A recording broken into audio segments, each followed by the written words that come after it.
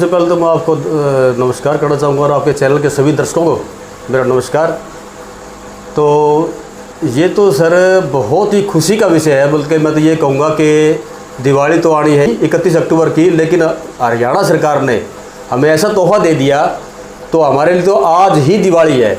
और ये आज का जो दिन है हमारे डीएससी समाज के लिए ऐतिहासिक दिन है और हमारा डीएससी समाज इस दिन को हमेशा याद रखेगा, हमारी आने वाली पीढ़ियाँ याद रखेंगी जो सरकार ने जो हमें आज तोहफा दिया है।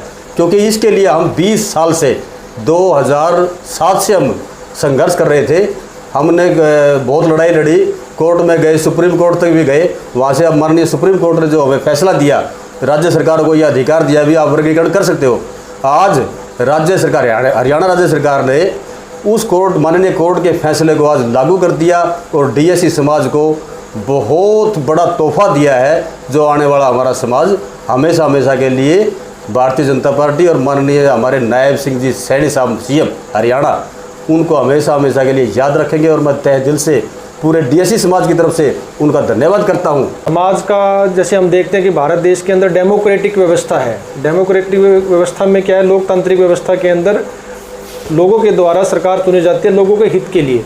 अब जो लोग कौन से आते हैं, तो हम देखते हैं कि जो डेमोक्रेटिक व्यवस्था है, लोकतांत्रिक व्यवस्था है, जो समाज का अंतिम पायदान के ऊपर खड़ा व्यक्ति है, क्या सरकार की पॉलिसी का लाभ उस तक पहुँच रहा है। उनमें से एक व्यवस्था थी आरक्षण की व्यवस्था। तो उस आरक्षण की व्यवस्था के तहत जो समाज का बिल्कुल हाशिए पर पहुंचा व्यक्ति था, उस तक आरक्षण का लाभ नहीं पहुंच रहा था। तो ये जो आरक्षण का लाभ है, डीएससी डिप्राइव्ड शेड्यूल कास्ट का जो रिजर्वेशन दिया है, रिजर्वेशन के अंदर जो कैटेगराइजेशन जो हरियाणा सरकार ने लागू किया है, समाज के अंतिम पायदान पर खड़े व्यक्ति तक, वंचित समाज तक आरक्षण का वह लाभ पहुंचेगा और इस आरक्षण का लाभ लेकर वह व्यक्ति समाज की मुख्य धारा में शामिल होगा।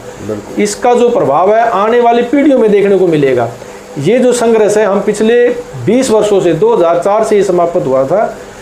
2004 के बाद लगातार जो डीएससी समाज है, जो वंचित समाज है, बिल्कुल जो है अपनी एक वक्त का जो खाना छोड़कर, हमने देखे हैं लोगों ने भूख हड़तालें की हैं, लोगों ने कई दिन तक खाना नहीं खाया, अपने एक समय की रोटियां छोड़ी हैं। वो रोटियां छोड़कर, अपने काम छोड़कर डीएससी के रिजर्वेशन के लिए, अपने आने वाली पीढ़ियों के भविष्य के लिए डीएससी की मांग जारी की। और ये जो वर्तमान में नायब सिंह सैनी जी की सरकार है, ये हमारे बीच से चुने हुए गरीब समाज के व्यक्ति हैं। इन्होंने हमारी इस पीड़ा को समझा और इस पीड़ा को समझकर उन्होंने पहले ही दिन कैबिनेट में इसको पास कर दिया। तो ये तो हम समझते हैं कि ये जो आज का जो दिन है, दिवाली तो 31 अक्टूबर को आएगी, लेकिन हमारे डीएससी समाज के लिए आज ही दिवाली है।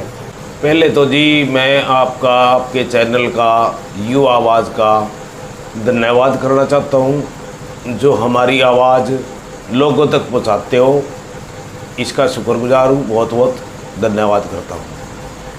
अब जैसे जी विधानसभा के चुनाव थे, हमारे बीच में रणबीर गंगवा जी आए, तो हमारे डीएससी समाज के लोगों ने इकट्ठा होकर बरवाड़ा में यही एक ज़्यादा सबसे बड़ी मांग रखी थी कि हमारे डीएससी समाज का जो हमारा वर्गीकरण हुआ है, ये सुप्रीम कोर्ट के आदेश से इसको लागू करवाना। तो रणबीर गंगवा जी ने हमारी पहली कैबिनेट की जो मीटिंग थी ना, उसमें ये आवाज़ उठाई और ये हमारी मांग पूरी करवाई है। हम इसलिए रणबीर गंगवा जी का भी बहुत बहुत धन्यवाद करते हैं, बहुत शुक्रगुजार हैं, और नायब सिंह सैनी जी का भी। हमारे रणबीर गंगवा जी, एक तो उन्होंने ये काम कर दिया, बाकी उम्मीद है बरवाड़ा के वो और भी बहुत सारे कार्य करेंगे, बहुत सराहनीय कार्य करेंगे, विकास में भी तेजी लाएंगे। आज का दिन मैंने पहले ही कहा है कि काफ़ी हर्ष का विषय है और जो हमारा वर्षों का संघर्ष था आज वो रंग लाया है।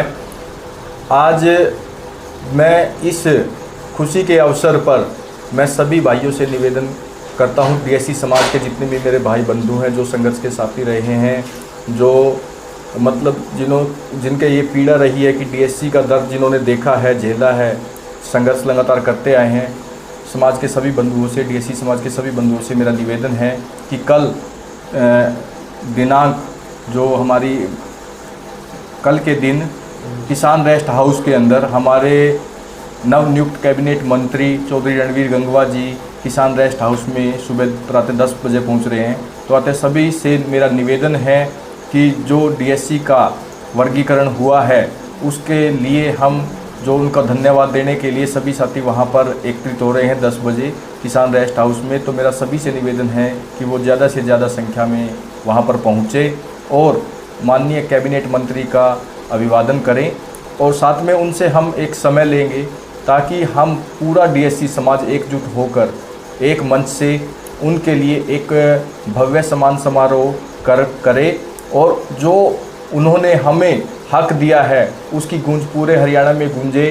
तो ऐसा हम हमारे माननीय कैबिनेट मंत्री का आशीर्वाद लेकर आगे की जो रणनीति होगी उनके साथ मिलकर कदम से कदम बढ़ाकर हम डीएससी समाज को एक मुकाम पर लेके जाएंगे और डीएससी समाज के भविष्य की जो मांगे रहेंगी वो भी हम मुख्य धारा में लाने की कोशिश करेंगे।